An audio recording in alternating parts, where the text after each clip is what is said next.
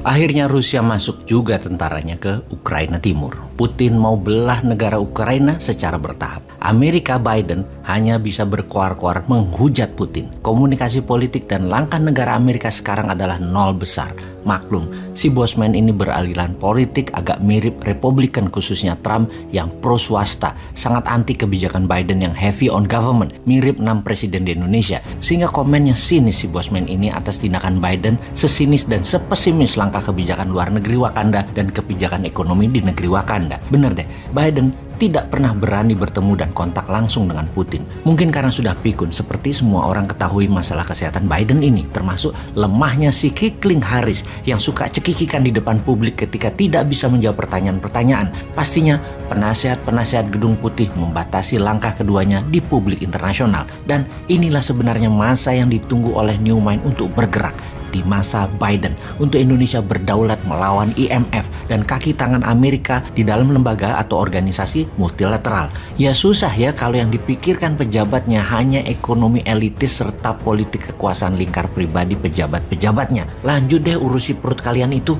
Kita kembali ke Putin yang tentaranya masuk ke timur Ukraina dengan judul Peacekeeping Army. Pemberontak separatis yang bergerak di dua wilayah Ukraina Timur yaitu Luhansk dan Donetsk yang dikenal dengan sebutan Donbas, wilayahnya tersebut akan dikendalikan Rusia, didamaikan versi Putin sih. Masuknya Rusia ini tanpa letusan senjata karena Putin dengan Morishkova 2.0-nya yang berkali-kali bosman urai memang menggunakan hybrid war strategi ini dan terbukti sangat efektif. Ini berkali-kali dijelaskan juga bahwa Tiongkok dengan obor, Amerika dengan Hairo, dan Rusia dengan Morishkova 2.0 semua strategi internasionalnya dan semuanya punya grand plan atau world map versi mereka masing-masing. Beda dengan negara yang diurus Lord, nggak ada peta kebijakan Indonesianya atau nation interestnya, yang ada peta kebijakan negara lain yang dipakainya. Kita bahas detailnya mengenai hybrid war ini di lain kesempatan.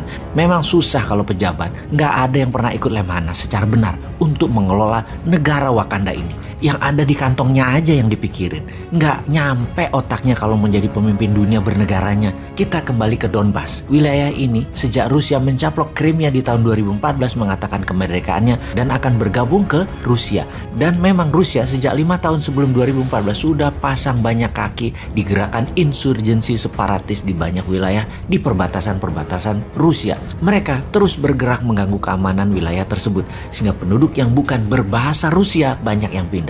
Ketika di Donbas saat ini semuanya sudah berbahasa Rusia.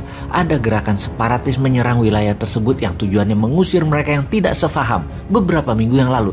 Dan inilah kode untuk Rusia untuk masuk. Dan sekarang akhirnya Rusia masuk dengan mengklaim misi perdamaian. Begitu masuk, pertempuran selesai. Bukan dimulai ya, selesai. Karena sudah takluk 100%.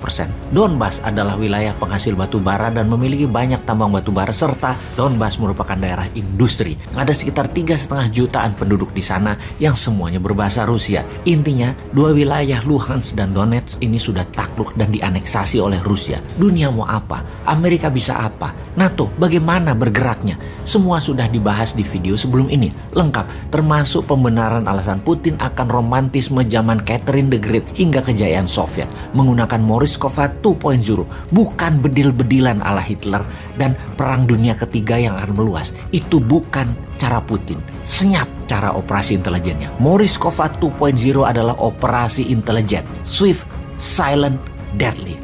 Kok sama dengan motonya Bosman ya?